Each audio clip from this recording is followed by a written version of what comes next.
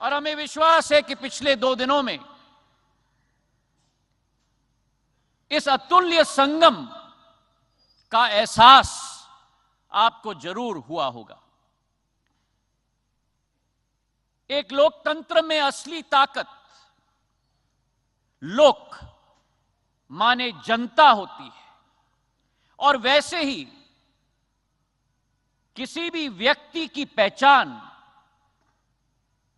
उसकी माटी और उसके देश से सदैव होती है।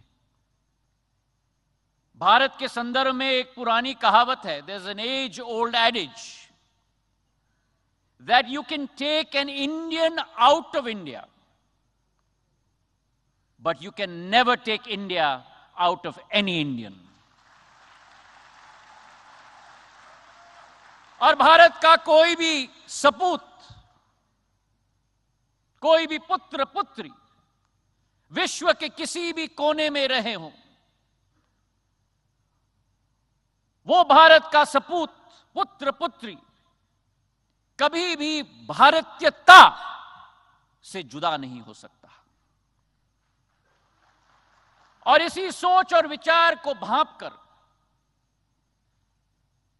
भारत के इतिहास में पहली बार भारत के पूर्व प्रधानमंत्री अटल बिहारी वाजपेयी जी ने 2002 में प्रवासी भारतीय दिवस की शुरुआत की थी।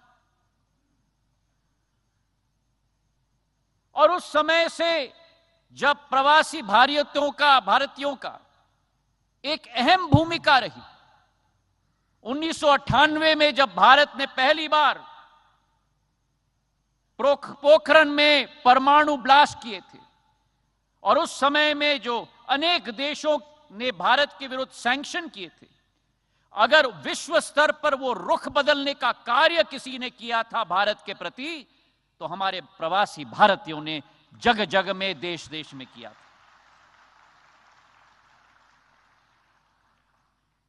और आज 21 साल बाद मेरे भाइयों और बहनों, जब 17वीं प्रवासी भारतीय दिवस हम मनाने जा रहे हैं, यह केवल एक तारीख तक सीमित नहीं है।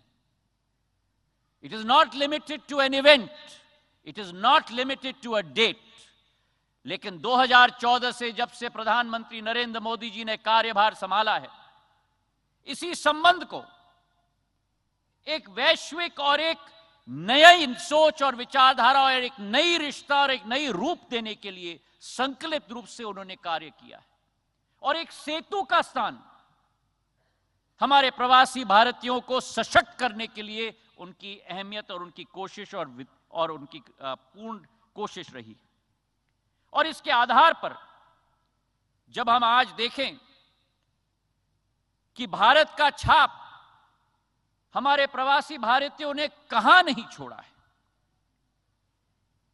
चाहे हम कोई मल्टीनेशनल कॉरपोरेशन देखें, चाहे हम देश के नेतृत्व करने वाले लोगों को देखें, चाहे हम विशेषज्ञों को देखें, चाहे हम एक एक सेक्टर में डॉक्टर्स इंजीनियर्स को देखें, चाहे यूके के प्रधानमंत्री ऋषि सुनक जी हों, चाहे हमारे माइक्रोसॉफ्ट के सीईओ सत्य नडेला हों, चाहे गूगल के सीईओ सुंदर पिचाई हों, चाहे आयरलैंड के राष्ट्रपति लियो वार्डकार जी हों, यह अतिशयोक्ति नहीं होगी अगर हम कहें कि भारत और भारतीयों को उभारने का काम प्रवासी भारतीयों ने किया है। और अकेले नहीं, अपने साथ पूरे विश्व को उठाने का कार्य भी हमारे प्रवासी भारतीयों ने किया है। और इसलिए मैं मानता हूं कि भारत की जनसंख्या केवल 135 करोड़ तक सीमित नहीं है। भारत की जनसंख्या 138 करोड़ है, जिसमें 3 करोड़ हमारे प्रवासी भारतीयों की जनसंख्या है। आपकी भागीदारी भारत को विकसित बनाने के लिए अनिवार्य है। आपकी भागीदारी और आपकी साझेदारी भारत को आत्मनिर्भर बनाने के लिए अनिवार्य है।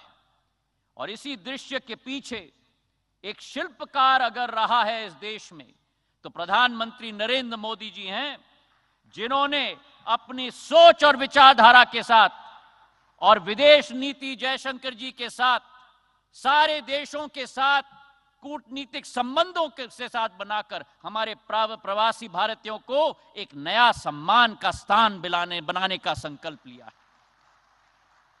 और इसी के फलस्वरूप चाहे यूके में हम देखें, पिछले बार जब बैठक हुई थी, हर साल यह तय किया गया कि 3000 भारत के हमारे विद्यार्थियों को वर्क वीजा यूके में दिया जाएगा। जब पहले बार कोविड आया, वैश्विक महामारी आई, प्रधानमंत्री नरेंद्र मोदी जी ने खाड़ी देशों के सभी राष्ट्रपति या प्रधानमंत्रियों को फोन करके हमारे सारे प्रवासी भारतीयों को उस क्षेत्र में उनका हालत और उनकी स्वास्थ्य सुविधा सुनिश्चित करवाई।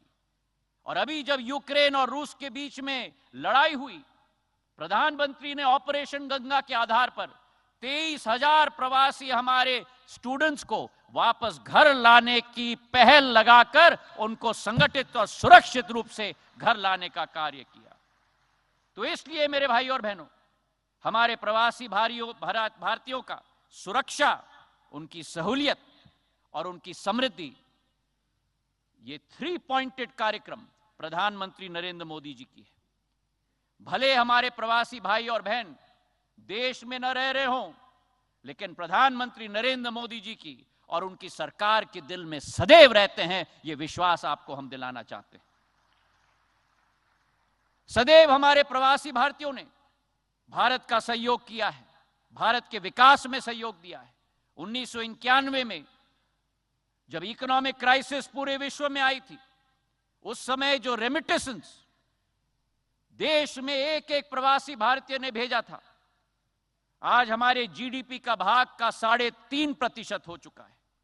और मैं विटनेस हूं कि जब प्रधानमंत्री जी ने हम लोगों को भेजा था यूक्रेन और रूस से हमारे विद्यार्थियों को सुरक्षित वापस लाने के लिए, हमारे एक एक प्रवासी भारतीय ने, मुझे रोमानिया भेजा गया था, वहां बैठकर न दिन देखा न रात देखा, सेवा भाव के आधार पर कोई गाड़ी चला रहा है, कोई टेंट लगा रहा है, कोई खाने पका रहा है। हमारे एक एक विद्यार्थी को लाने के लिए दिन रात हमारे प्रवासी भारतीयों ने कार्य किया।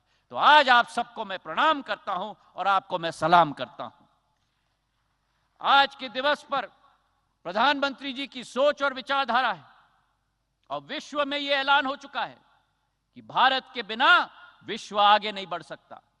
और विश्व की एकीकरण के लिए प्रधानमंत्री जी की जो सोच और विचारधारा है, जहां एक तरफ international solar alliance, one sun one world और वन ग्रिड, जिस कार्यक्रम में बोरिस जॉनसन जी तत्कालीन राष्ट्रपति यूके के, उन्होंने कहा था international solar alliance, one sun one world one grid and one Modi.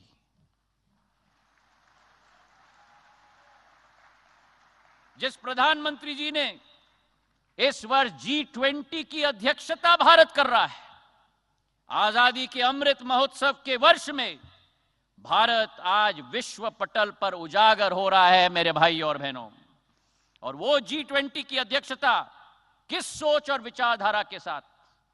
One earth, one family and one future. वासुदेव कुटुंबक की सोच, पूरा विश्व एक परिवार है। आज आजादी के अमृत महोत्सव के वर्ष में, जो 2013-14 में भारत आर्थिक स्थिति में विश्व में 13 नंबर की शक्ति थी, आज भारत 5वें नंबर की सबसे बड़ी अर्थव्यवस्था विश्व में बन चुकी है प्रधानमंत्री नरेंद्र मोदी जी के नेतृत्व में। और 2030 तक भारत विश्व की तीसरी बड़ी अर्थव्यवस्था बन जाएगी, जर्मनी और जापान से भी आगे निकलकर मेरे भाई और बहनों। तो आज के इस दिवस पर आप सब लोगों से निवेदन है कि भारत की इंडियन ग्रोथ स्टोरी में भागीदार बने, प्रधानमंत्री जी के संकल्प को मजबूत करें, अपने जन्मभूमि से जुड़े रहें, और हमारे युवाओं को जो बाहर, देश के बाहर कार्य कर रहे हैं, मेरा एक ही मंत्र है, एक ही संदेश है, LER, learn, earn, learn, earn and do return. VK news, राष्ट्र के नाम।